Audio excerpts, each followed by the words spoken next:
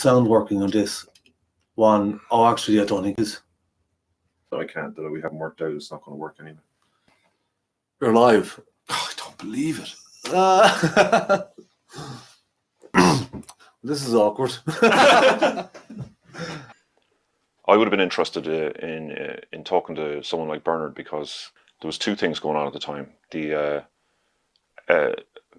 fight for ethnic status for travellers, to declare them an ethnic minority in Ireland, as well as the new genetic studies that have been done on travellers, which, to my mind, meant that the history could be put on a somewhat more certain footing.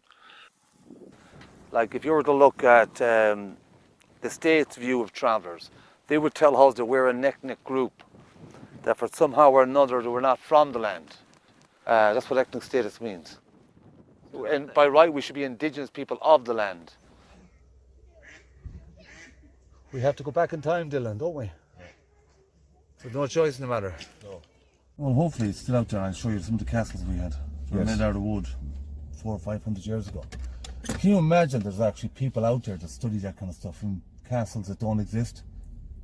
That's right, yeah. At school when I was about 13, at that I was at the back of the class. With that I was in a traveller-only bus, what you would see in Mississippi, Alabama type segregation. And that was part of my life, segregation, rejection. And then growing up having names said to you that did not make sense to you. Like we'd be called dirty gypsies and so on and so forth, and we came from different countries. Like that's kind of a shock onto your system. When you're growing up, trying to find out who you are. And you have this world shouting at you, telling you you're not this and you're this and you're that and the other. So even at a very young age, for me, there was something not quite right with the world. I met a McDonald man a while back. He's an age man. I said, I found one of your castles. It's in Sligo. He said, no, that's not our castle. He said, that's the other McDonald's. I was coming from a point of view of studying Gaelic Ireland, and Bernard obviously is coming from a point of view of traveller activism and the reality that travellers face every day in terms of dealing with the state and discrimination and the very real outcomes that has in the present moment. So we had decided that knowing your history would give people power over their present. In other words, their castle was somewhere else. Could be in Ballymote or something. Not Ballymote, but Roscommon. Oh yeah. Which make more sense because they would have come from that origin. Well, Ballymote would make sense as well. And Ballymote. You were telling me that the Normans built that one, was it? Oh, they did. I grew up at a very young age consciously aware of something that I couldn't fully understand. That's beautiful. Then I went through the rest of my life with a deep, deep feeling of an unknown, or no way to explain it in the words that I had. There was times in my life when I feel I could walk and it felt like the life was going out through the back of me. It was drugs, it was alcohol most of my life anyway, because I grew up in trauma. I wanted something to balance this nightmares and this lack of education, formal education. It was never going to get me anywhere. And at the same time, having a vision and a pattern and an experience and a culture was still different to the world I was trying to engage with. That literally sent me into a spiral. I was pretty much suicidal. And this is probably a barrel vault, to call it. Wow, look at it. I wanted to dive in and through the psychological black hole and come out the other end, dead or alive, it didn't matter. I wanted to win. It's an unusual situation in which people who are actually indigenous to the country are declared an ethnic minority in their own country. We wanted to explore the connection between traveller culture and the old Gaelic culture in Ireland to make it conscious. If that can be done, it allows access to an enormous wealth of heritage. And there was at a particular point in my life, this documentary had popped up. And it was based on the genetics of Irish travellers.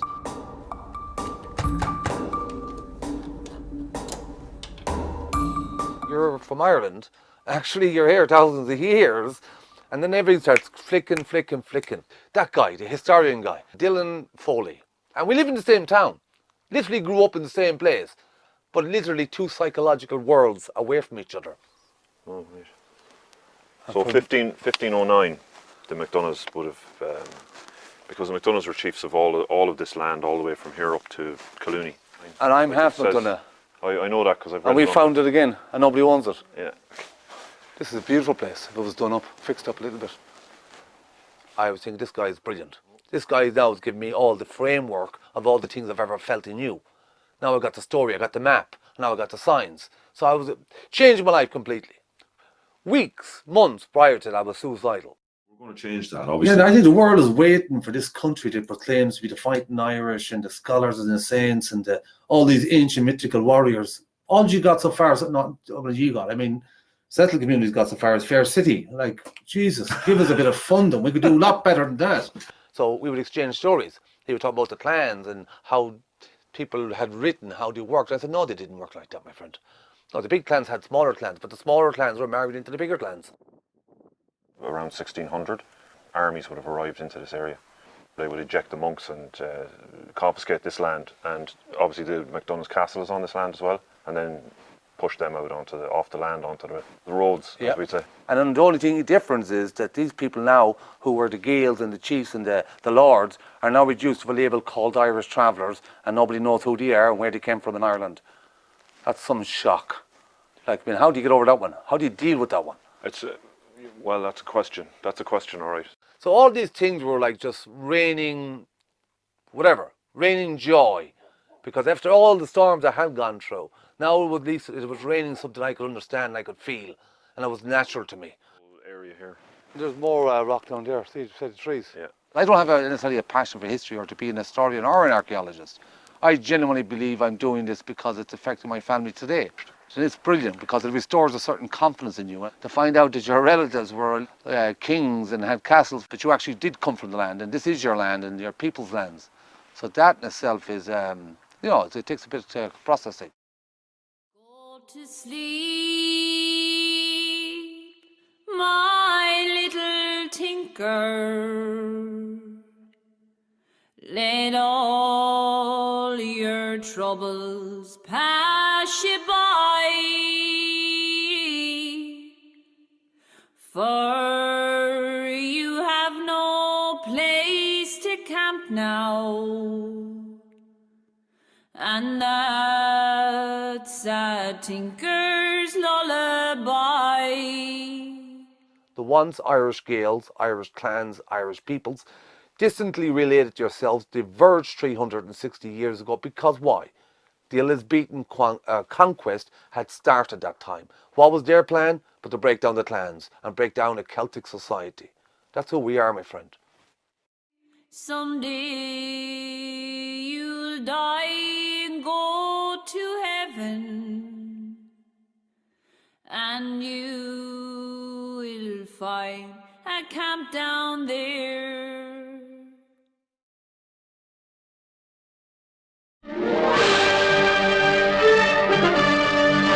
Never seen such a war. Johnny Rep don't get you, the Indians will.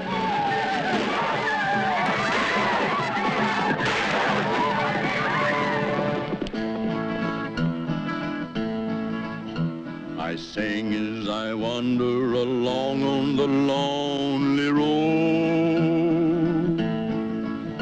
There's a song in my heart. Activism came off the back because of my own personal experiences. I would have been watching westerns when I was younger, like most people, and didn't like the way the Native Americans being treated, to the point where I didn't want to see Native Americans in cowboy films because I knew the outcome. The American natives were getting shot. We were also called wild savages and Indians growing up. So you would try to fit in because nobody wants to be that child that's going to be persecuted. And then you learn and you see people change, because I would have grown up seeing people who I was friends with at school. Yet they might go on to become a guard, a shopkeeper, a manager, whatever it might be. And then these people are now seeing you as the other. Can't serve you, can't let you in, not the nice. So you're afraid and humiliated to meet friends, because no matter who you are as a traveller in Ireland, if you go into a town, you're going to be the one that's looked at, the one that's been followed around the shops, the one that's always second guessed. There's something wrong with you and you need to listen to us. Constant over and back. Get a job, but yet they refuses employment. Get an education, but yet they refuses an education. Contradictions in what they were expecting from people. Like, this is why we have so many psychological issues. I don't know, I'm kind of half joking about it. But part of that gave me also a kind of a drive. And what I was looking for, even though I didn't know what it was at the time, I was never going to find it in this settled system. What kind of democracy is that? What kind of freedom is that? What kind of social or political system is it when a black man has no voice in court? A lot of people thought I was absolutely daft talking about settled mentalities and traveller mentalities and calling settled people oppressors. I was very young, naive, and I was off the back of a lot of Malcolm X. But I see that now, later in life, it's nobody's fault. It was really a systematic thing, and it can be fixed. And I believe TraVision is key to understanding that, because it isn't about any one particular label, identity, religion, skin complexion. It really is about humanity outside of labels and outside of a particular mentality. The heroes before me, I'm free as the breeze. I go wherever I please, with my song along Freedom Road.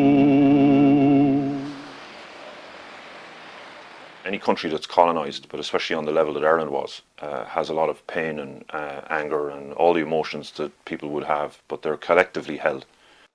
The travellers preserve a way of looking at the world that is unique to Ireland and to the indigenous cultures in Ireland. But I went through psychological health myself, and I'm not one of those people that say, oh, poor me. I'm fully consciously aware there are abundance of travellers went through horrific psychological, physical and emotional tortures compared to mine, and still happening at the moment. So racism is not necessarily something that's phenomenally new to. If you look at our health statistics, the suicide, the self-harm, the alcohol abuse, these are all psychological elements that have been inflicted upon our people. So we need to get a clear understanding, I guess, of the history of the state, because there is no evil empire in Dublin. But what we have is a people seeing travellers as outsiders and not recognising them as part and fundamental part of the island and its history. They had some sense of the nature of it. And every single day of that has been work, trying to figure out, work out. And not because I want to be successful, because my mother died when she was young, my grandfather was murdered, my uncles died, I had family died. I've got children, I've got grandchildren. And I have worried about them as much as I could worry about myself. That's pretty much it, I think.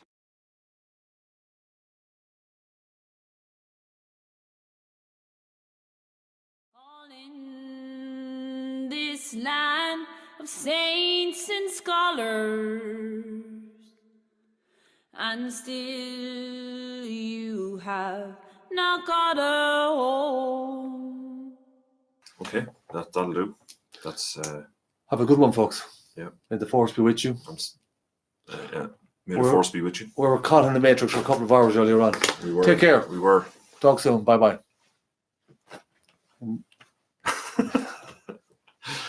It's the big red button, isn't it? That's the one there. Yeah. And again.